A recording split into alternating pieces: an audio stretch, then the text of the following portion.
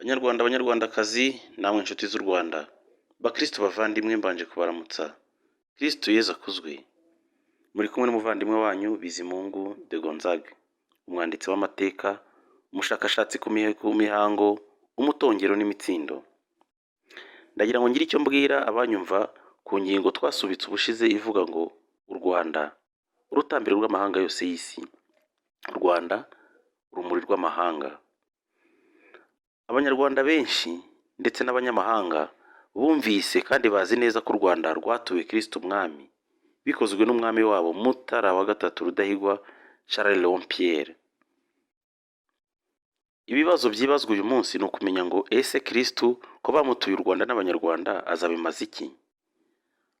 Abanyarwanda azabakoresha iki kirenze ibyo basanzwe bakora?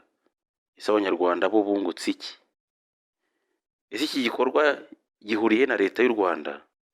Ni igikorwa cya leta y'u Rwanda cyangwa ni ibireba Kiliziya Gatolika y'u Rwanda? U Rwanda n'abanyarwanda ni ituro ritagatifu rya Kristo umwami. Iki gikorwa cy'umwami Mutara cyumvikana neza iyo gihujwe n'umuco usanzwe w'abami b'u Rwanda bageneye imitsindo, abo kera bitaga abami b'inka, kuruta uko twacyumvira mu bukristu, nubwo mu bukristu gifata intera idasanzwe mu mihindukire y'ibihe turimo. Abanyarwanda barisuzugura mu kumva ukuri.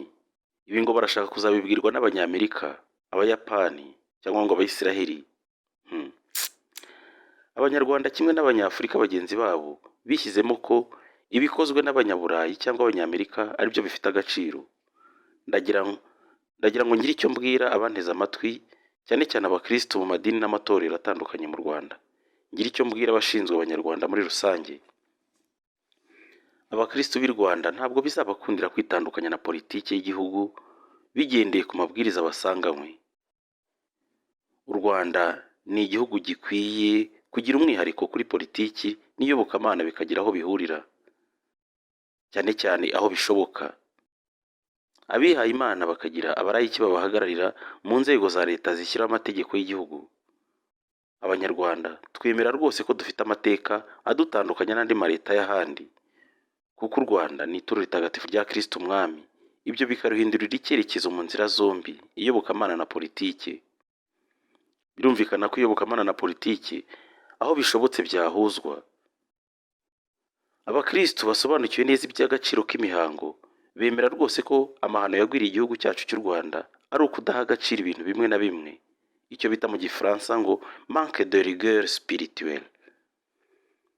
Ibibazo biboneka muri politiki bibangamira abanyarwanda bose, bikabangamira abakristo n'abanyepolitiki. Biteye ikibazo kubona urwego rw'iyobokamana rudahagararirwa mu nzego za leta zishinzwe kwiga ku byemezo bifatirwa abanyarwanda. U Rwanda n'abanyarwanda ni ituro ryeguriwe Kristo umwami nyir'ububasha. Ibi ni umutungo wa leta y'u Rwanda, ntabwo ari umutungo wa Kiliziya Gatolika. Abayobozi bakuru ba leta y'u Rwanda bafite inshingano n'uburenganzira busesuye bwo kumenya icyerekezo kigenewe abanyarwanda muri ubu butorwe bwabo.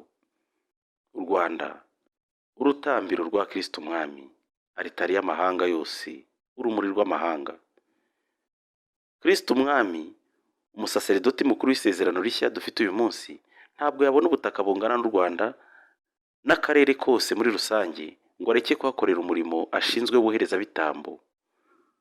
Kuba u Rwanda rwaragizwe aritari y'amahanga, urutambiro rw'amahanga yose y'isi, ibi birasaba abahanga mu gushishoza, abo bavuga mu Gifaransa bitwa les discerneurs.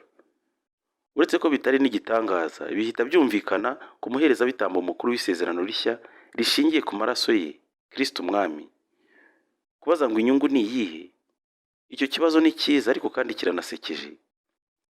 Mbere yo kubaza inyungu abanyarwanda dufite muri byo, twakwibaza nanone tuti ese ijuru ryo rizunguka iki mu bwoko bw'abanyarwanda? Ntubaze impamvu zawe kandi ntubaze inyungu zawe kandi udatekereza ku nyungu za Kristo watuwe ubwoko bwananiranye, Abanyarwanda, Abarundi. Urutambiro rufite izihe nshingano? Urutambiro ni iki? Aritari ni iki? Urutambiro ni isangano ry'abanyabubasha, abamarayika, ibyegera, abarindangoma ndetse na roho mbi zihora zizerera mu isi n'isanzure ryayo. Shitani ntatinya kwegera urutambiro rw'Imana ihoraho. Ibi bitandukanye cyane n'uko benshi babikeka. Ahari ingwe haba n'urusamagwe, ahari ihene haba n'ikiziriko. Urutambiro rushobora kuba rugenewe Nyagasani Imana n'abamarayika be, cyangwa se rugenewe ikigirwamana runaka. Shitani n'abambari be bose bakenera urutambiro cyangwa uruhimbi. Amabanga yo ku rutambiro arajimije cyane, ntabwo biza vuba mu bwenge bwa buri wese. Iyo tuvuze urutambiro, abakristo twumva iki? Urutambiro ni ahantu hagenewe imihango mitagatifu, hakaba n'ubuturo butagatifu bw'abanyabubasha. Mu Gifaransa, le lieu de consécration. Intangiriro, reba mu gitabo cy'intangiriro umutwe wa 28 kuva ku murongo wa 16 ugere ku wa 19. Ibisobanuro ku mihango mitagatifu n'ubuturo butagatifu ntabwo biri mu byo umuntu yiyumvira muri we, ahubwo ni ukwemera ko n'ibitagaragarira amaso ya muntu nabyo bibaho kandi ko bifite agaciro gakomeye. Urutambiro ni ahantu hatangirwa ibitambo n'amaturo bigenewe umunyabubasha weguriye urwo rutambiro. Le lieu de sacrifice et des offrandes. Urutambiro ni ahantu hakorerwa amasezerano ayo ari yo yose hagati y'umuntu n'umunyabubasha yemeye kuyoboka. Lieu où se font des alliances. Reba mu gitabo cy'intangiriro umutwe wa 28 ku murongo wa 20 ugere ku murongo wa 22. Urutambiro, altari, ni ahantu hakorerwa ubusabane buziguye hagati y'abanyabubasha na mwene muntu. Le lieu de communion. Reba mu gitabo cy'intangiriro umutwe wa 8 kuva ku murongo wa 20 na 21. Mu myemerere ya Gikristo, twebwe abakristo twemera igitambo kimwe rukumbi gituwe n'umusaseridoti ubifitiye ububasha. Ibindi byose umuntu yakora, cyane cyane ku binyabuzima, ni ikizira, byeguriwe ingabo za Sekibi. Reba mu gitabo cy'Abakorinto ba mbere umutwe wa 10 kuva ku murongo wa 19 ugere ku murongo wa 22. Ibyo wakora byose ku binyabuzima, ihene, intama, inkoko, ibikoko byose harimo n'abantu, ibyo byose ni impfabusa. Ubwo Nyagasani Imana yagiranaga amasezerano n'umuryango wa Isiraheli, yabwiye Musa ko ibikorwa bijyanye n'amasezerano Imana igirana n'abantu biteye ubwoba. Turareba mu gitabo cy'imuka Misiri, abandi bavuga ngo ni Kuva, umutwe wa 34 umurongo wa 10. Nuko Uhoraho Imana abwira Musa ati, ngiye kugirana nawe isezerano mu ruhame rw'umuryango wawe wose. Ngiye gukora ibintu bitangaje bitigeze bibaho mu gihugu na kimwe cyangwa mu ihanga na rimwe, maze imbaga yose igukikije yibonera igikorwa cy'Uhoraho, kuko ibintu ngiye gukorana nawe biteye ubwoba. Mu gitabo cy'Abaheburayo umutwe wa 12 umurongo wa 21 baravuga ngo ibyo babonye byari biteye ubwoba koko, kugeza aho Musa avuga ati, nakutse umutima none ndadagadwa. Amakuru twabonye nuko uyu mwami Mutara wa gatatu Rudahigwa ibyo yakoze ntabwo byari ukugira ngo abazungu bamukunde, nk'uko hari benshi babifashe gutyo, bagashyiraho n'imbaraga zo kurwanya iki gikorwa. Amasezerano umwami Mutara yagiranye na Kristo umwami nayo ateye ubwoba. Ibyo Abanyarwanda babonye nabo byari biteye ubwoba, kugeza aho buri munyarwanda wese adagadwa. Utarakutse umutima nuko ntawo yagiraga. Hari abashobora gukeka ko ibimvuga hano ari ubumenyi umuntu yakwihimbira ngo ni filozofi. Bakaba bavuga ngo n'abandi bose ku isi uko amahanga yose angana yabivuga gutyo. Ibi si ibihimbano biva mu mutwe wa muntu. Dukeneye abahanga bazi gushishoza. Hari benshi biteguye gutanga umusanzu wo kubaka u Rwanda ruzira imikiko. U Rwanda rushobora kuragwa abuzukuru n'ubuvivi, ariko birasaba ko politiki y'u Rwanda yakoroshya. Abanyarwanda bakareka ibitekerezo byo kwibwira ko politiki n'iyobokamana bagomba kubitandukanya, ngo hari ibya Kayizari n'ibya Kristo umwami. Ibyo byari kera, ubu hafi ya byose byeguriwe Kristo umwami.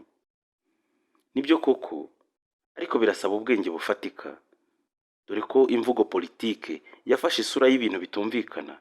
Ibyo umuntu atabashije kubonera ibisobanuro bifatika abyita politike.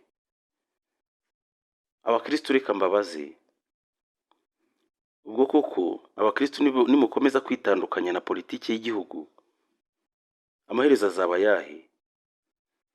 Politiki izakomeza gushyira amategeko ayinogeye abakristo mukomeze guhangana n'ingaruka z'amategeko yashyizweho batitaye ku iyobokamana. Aha ariko sinarenganya abanyapolitike, ahubwo abakristo nibo mbaza. Abakristo gukomeza kwitaza politiki y'igihugu, ingaruka ni mbi, ntabwo ingaruka ari nziza. Hari ibibazo abantu bakwibaza ngo none se muri 1994 ko kiliziya yari ifatanye na leta yari iriho icyo gihe byatumye abantu badapfa? Kiliziya gatolika igomba gusaba imbabazi kuko kiliziya kuri aritari naho haguye inzirakarengane zitabarika. Ibyo byose biravugwa kuri uyu murongo wa YouTube. Abakristo twiyemeje kunganirana no gusobanukirwa neza amateka yacu, twitaye cyane cyane ku myemerere y'umuco n'iyobokamana, tukamenya ngo umuco wacu bivugaho iki, iyobokamana ryacu ryo ribivugaho iki, dore ko hari benshi mu bakristo bibwira ko ibinyarwanda byose ari igipagani. Tukamenya isano abanyarwanda dufitanye n'Imana Nyagasani kuva mu bakurambere bacu. Wavuga uti ibyo ko bivuze uratanga iyihe nama? Inama ni iyihe kutubwiye ibyo? Reka turebere hamwe zimwe mu mpamvu zishobora kubyarira igihugu amakuba akomeye, cyane cyane ku gihugu kivugwaho ko cyeguriwe Kristo umwami, Imana nyir'ububasha. Aha ndashaka kwisegura ku bantu bagerageza kuvuga ko atari twe twenyine dukora ibyaha kuri iyi si ya rurema. Ibyo tuzabikoraho ikiganiro cyihariye. Biri mu gitabo nanditse cyitwa Mutara wa gatatu Rudahigwa, umukurambere w'imitsindo. Dore rero impamvu zishobora kubyara igihugu amakuba hakurikijwe imyemerere y'abumva neza agaciro k'imihango n'imitsindo. Ibi bisobanuro ntibikuraho ibyo abayobozi ba politike batanga. Hari impamvu zishobora kubyarira igihugu amakuba. Hari uburwayi buterwa n'urwango abenegihugu bagirira abanyamahanga cyangwa abo badahuje ubwoko. Mu Gifaransa yitwa xenophobie. Iyi ndwara ni mbi cyane, yangiza urukundo Imana ikeneye ku bantu. Imana Nyagasani yatanze umurongo wo kubyara no kororoka. Urugero, gushakana bikorerwa mu miryango idahuje amaraso bya hafi. Iyo rero imiryango yiyubaka ikumira andi moko ngo atabatera umwaku, bakarongora abashiki babo ngo ni ukugira ngo ubutegetsi butabava mu myanya y'intoki cyangwa imitungo yabo itabava mu myanya y'intoki, ubwo bubaka icyo Bibiliya yise umunara w'i Babeli. Bibiliya iravuga ngo mugende mubyare mugwire mwororoke mukwire ku isi hose. Hari abashaka kwibumbira hamwe ngo badatatanira ku isi. Hari imiryango kera mu Rwanda yangaga gushyingira ubwoko runaka ngo ni ibifura. Hagashyirwaho n'itegeko ribuza ubwoko ubu n'ubu cyangwa itsinda ry'abantu runaka kurongora mu bwoko bwavugwagaho ko ari imfura kurusha abandi. Hari abantu batura ahantu mu gihugu runaka, ubundi bagakumira abo badahuje isura n'ururimi ngo ni abanyamahanga batabazanira kabutindi. Urwango abantu bagirira abandi ntabwo Nyagasani Imana yakomeza kurebera abicwa n'agahinda batabasha gushimishwa n'urukundo Imana yageneye mwene muntu. Ubwisanzure ku isi, ubwisanzure abantu ku bandi ni ngombwa. Iyo ubutegetsi bubuze imiyoboro y'urukundo Imana yagennye, nayo ifite ko bitangira ubuntu bikagera ku babikeneye bose. Igihano kikajyana no gushyirwa mu maboko y'abo wagize abanzi bawe kandi kubagira inshuti byarashobokaga. Turi mu gitabo cy'umuhanuzi Ezekiyeli, umutwe wa 23 ku murongo wa 25, ngo nzabegurira urubanza rwawe baruce bakurikije amategeko yabo.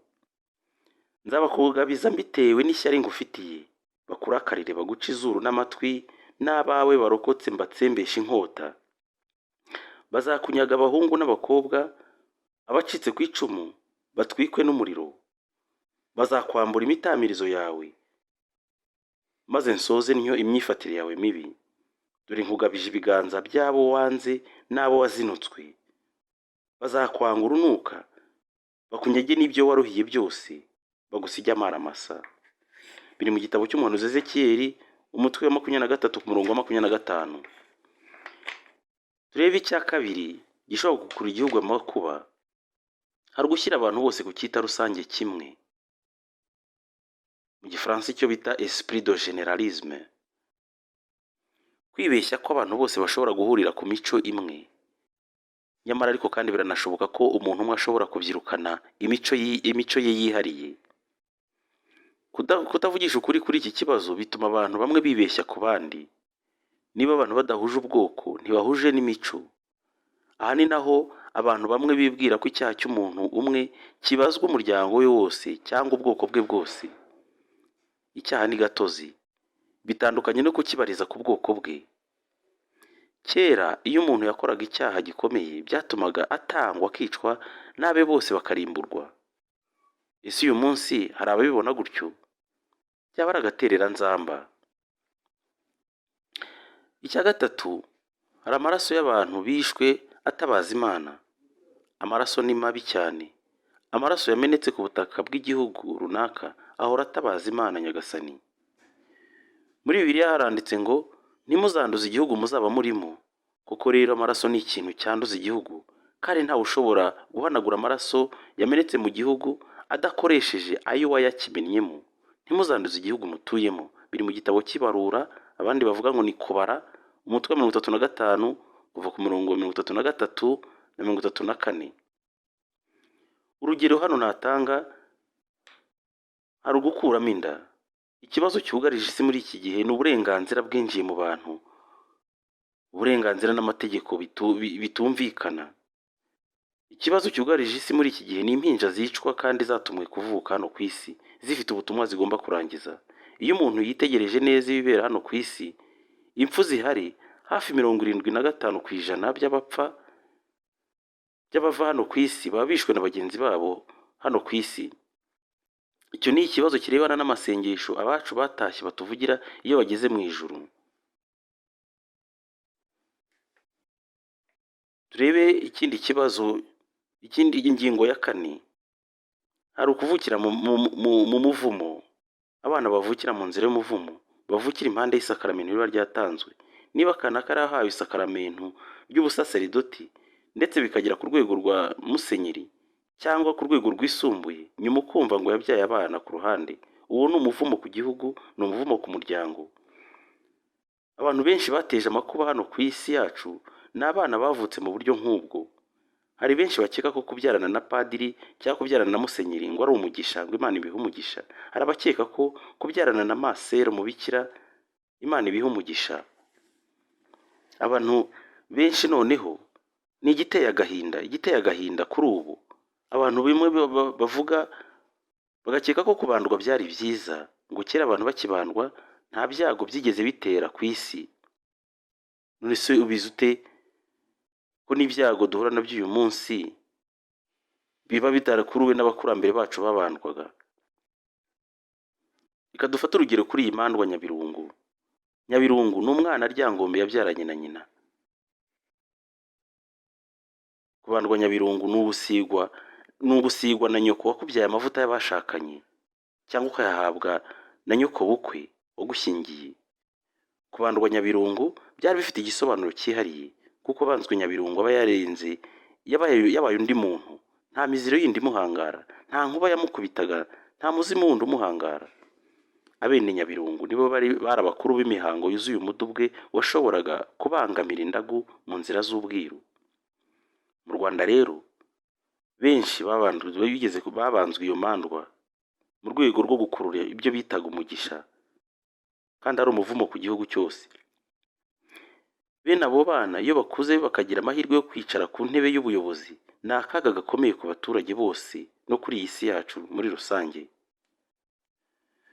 Turebe ingingo ya 5, nayo ikomeye mu ngingo zishobora gukurura igihugu amakuba: gutera Imana umugongo, kutumvira ubuyobozi bwashyizweho n'Imana ubwayo, ibyo bita mu gifaransa mener une vie sans arbitre. Kuri iyi si abantu bameze nk'abana boherejwe n'umubyeyi mu kibuga ngo bagikiniremo, ariko nawe akaba ari hafi aho ngaho areba niba ntawe uvuna mugenzi we. Iyo wari ugaragaje amafuti agomba kumvira arbitre. Niba hari abirengagiza ubuyobozi bwashyizweho n'Imana Nyagasani, ubwo ni ikibazo kuri benshi.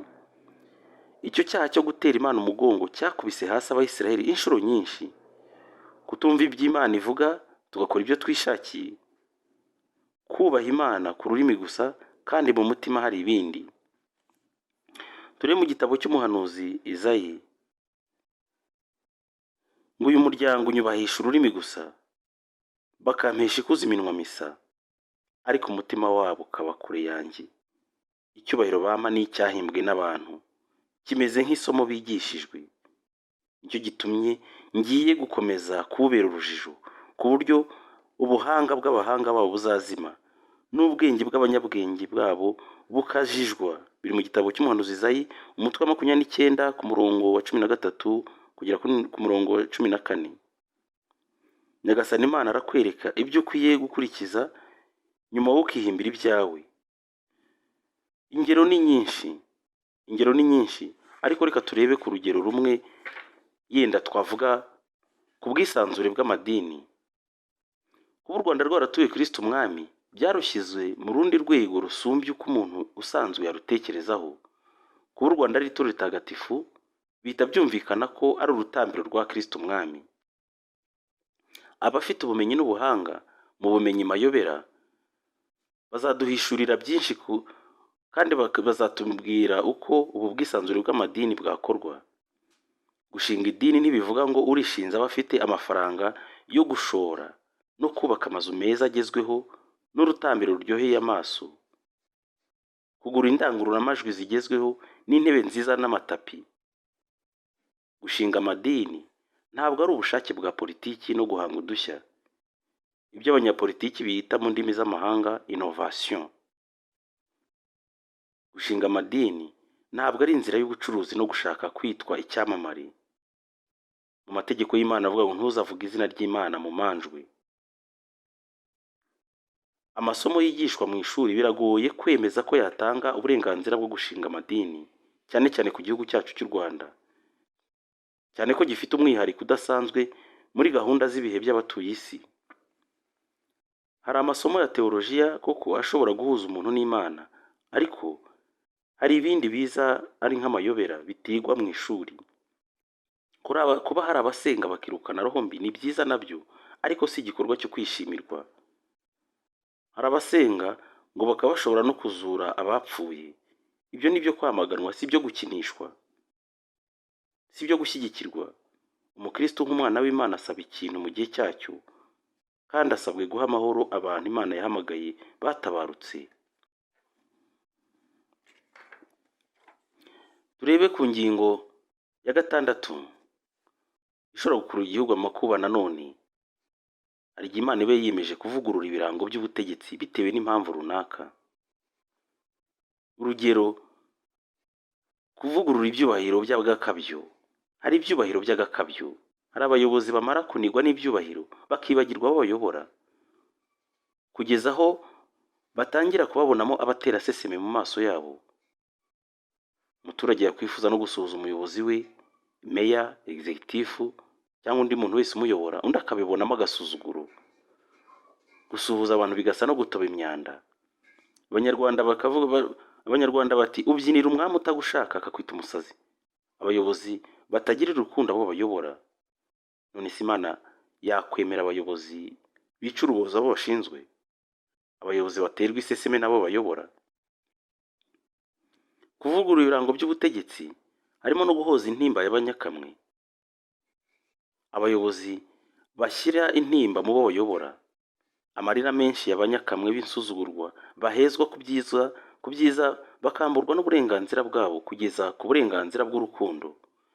Abayobozi bivanga mu rukundo rw'abashakanye bagatandukanya abana bikundaniye, kwanga gushyingira abo mudahuje ubwoko cyangwa akarere no kubifuriza ibibi gusa. Mu ivanjiri ya Luka baravuga ngo yahananuye abategetsi bakomeye abakura ku ntebe zabo, maze akuza ab'intamenyekana. Abashonje yabagwirije ibintu, abakungu basezerera amaramasa. Biri mu ivanjiri ya Luka umutwe wa 1 kuva ku 52 kugera ku 53. Kuvugurura ibirango by'ubutegetsi harimo kwigisha abantu gukunda no kubaha abandi. Nyagasani Imana afite uburyo yigisha abantu uko bitwara muri iyi si ya rurema, no kubakuramo umurengwe baterwa n'ubuntu bagiriwe n'Imana. Hari amashuri Nyagasani Imana yigishirizamo abana be, abana yitoreye, kugira ngo batazahinduka abana bitwa ababajeyi mu Kinyarwanda. Ikiremwa muntu kuyoboka Imana mu nzira y'umunezero byaratunaniye, nk'uko kubana nayo mu mahoro byaranze ntibikunda. Umuntu iyo ageze mu makuba nibwo yibuka ko Imana ibaho. Kuvugurura ibirango by'ubutegetsi harimo no kuvangira amaraso abatuye isi, icyo bita mu Gifaransa fusion sanguinaire. Ibi ntabwo bigaragarira amaso ya mwene muntu. Iyo bigeze ku bwoko runaka babibonamo akaga, ariko mu myaka iri imbere ni umugisha. Nyagasani Imana yanga ko ku isi havuka inyabucugane. Iyo ku isi hakenewe ko amaraso y'abantu runaka ariyo akoreshwa mu gutanga umusaruro w'abatuye isi, Imana irabikora. Kera umwami w'u Rwanda yakoraga umuhango wo kuvangira amaraso ye mu moko yose y'Abanyarwanda. Buri bwoko bugatanga umugeni wo kwakira imbuto y'umwami kugira ngo mu bisekuru bizaza nabo bazabe bafite amaraso bakomora ku mwami w'u Rwanda uzabarinda kubyara inyabucugane.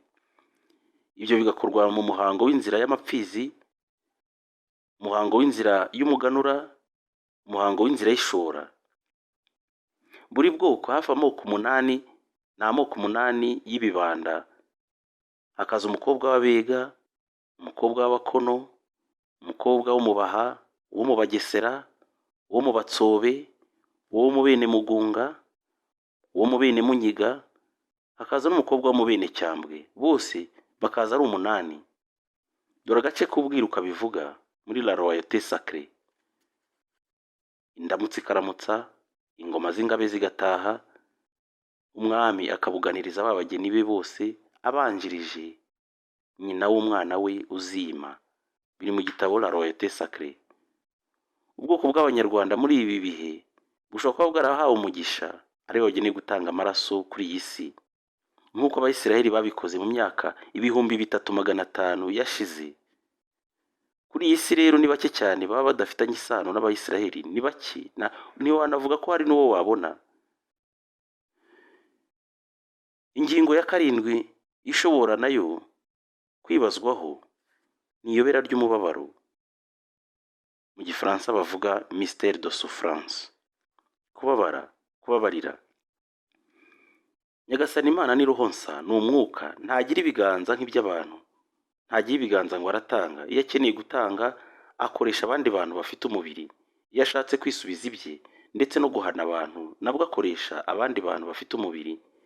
Nyagasani Imana iyo akeneye kubabarira abantu akoresha abandi bantu. Nyagasani Imana niba ashaka no kubabarira Abanyarwanda bose, Abahutu, Abatwa n'Abatutsi, azakoresha Abanyarwanda bose. Abanyarwanda nibababarirana nawe azaba yabababariye, nibakundana nawe azaba yabakunze, nibagirana urukundo yazaba yababariye yarabakunze. Kubabarirana ni ukubabarira mu mwanya w'abandi. Niyo mpamvu bagomba kugira abitangira abandi, n'abagomba kwitanga. Byose ibyo ntibyakunda ko Abanyarwanda bose bakundana, ariko hari abagomba kwitangira abandi. Kuba ubyumvise ni amahirwe. Turi mu gitabo cy'umuhanuzi cya mwene Siraki, umutwe wa 2 kuva ku murongo wa 1 kugera ku wa 5, ku bantu bashaka kwiyegurira Imana no gushaka gukorera Imana kuko mu by'ukuri umwana niba wiyemeje gukorera Imana, tegura umutima wawe kuzihanganira ibigeragezo. Umutima wawe uzaba umunyamurava kandi ugira ibitekerezo bihamye. Ntugakangarane mu gihe cy'amakuba. Bikubayeho byose ujye ubyemera kandi ujye wihanganira amagorwa guca intege, kuko zahabu iyungururirwa mu muriro n'intore zikagaragarira mu makuba. Biri mu gitabo cya mwene Siraki, umutwe wa 2 kuva ku murongo wa 1 kugera ku wa 5. Umubabaro ni amafunguro meza agenewe abana b'Imana. Umubabaro ni ituro rizira inenge umukristo atura umuremyi we, kuko nta kurangara kubamo. Ububabare ni ituro rivuye ku mutima w'umukiranutsi, umugaragu w'Uhoraho. Umubabaro ni inzu nziza Nyagasani Imana yubakira abana be. Iyobera ry'umubabaro ni imbaraga z'umukiranutsi wiyemeje gushakisha Imana akoresheje umutima utaryarya. Reba mu gitabo cya Zaburi, umutwe wa 80 ku murongo wa 6. ngo abawe wabahagije agahinda, ubuhira amarira barayasinda. Reba muri Zaburi 34 ku murongo wa 19, ngo Uhoraho aba hafi y'abafite umutima washengutse, akaramira abafite umutima wihebye. Abakristo bajijutse bazi neza agaciro k'umubabaro. Umunsi Bikira Mariya yasuraga Abanyarwanda akababwira iby'umubabaro, akabagenera ishapule y'ububabare no kuyigisha abatuye isi bose, bagombye kumenya amarenga y'ibyo babwiwe, batagombye kubica ku ruhande. Umubabaro, intimba, ishavu n'agahinda ni ikimenyetso cyerekana ko ugomba gutakambira Imana yonyine. Umubabaro ni umwihariko wa buri muntu ku giti cye. Ibi kandi ntabwo bikuyeho imbaraga za sekibi wivanga mu gukemura ibibazo by'abantu. Iyobera ry'umubabaro rifite ubudahangarwa ku buryo nta muntu ku isi wasobanura impamvu ya buri kintu, ya buri mubabaro. Bakristo bavandimwe, Banyarwanda, Banyarwandakazi, buhoro buhoro tuzagenda tumenya amakuru menshi. Buhoro buhoro tuzagenda tumenya amakuru menshi. Ubutaha tuzasobanura imihango imwe yakurikijwe kugira ngo u Rwanda ruturwe Kristo Umwami, cyane cyane inzira y'ishora.